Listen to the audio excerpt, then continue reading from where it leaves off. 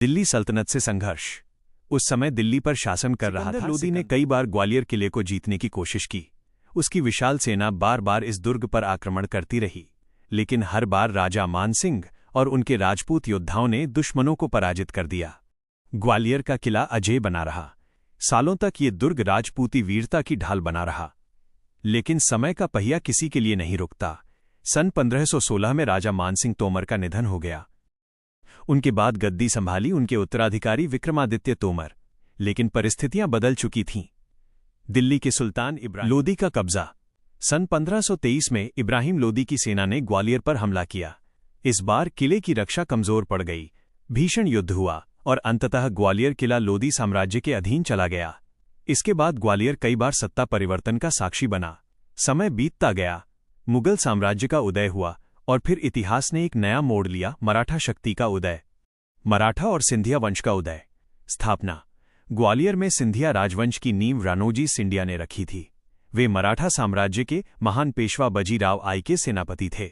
उनकी वीरता और सैन्य कौशल के कारण उन्हें उत्तर भारत में महत्वपूर्ण क्षेत्रों की जिम्मेदारी दी गई। धीरे धीरे ग्वालियर क्षेत्र सिंधिया शक्ति का प्रमुख केंद्र बन गया। महादजी सिंधिया। महादजी सिंधिया के शासनकाल 1761 से 1794 में ग्वालियर और सिंधिया साम्राज्य अपनी चरम शक्ति पर पहुंचा।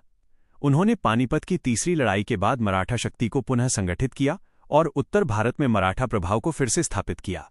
ग्वालियर किला उनके शासन में मराठा साम्राज्य का एक मजबूत सैन्य और राजनीतिक केंद्र बन गया।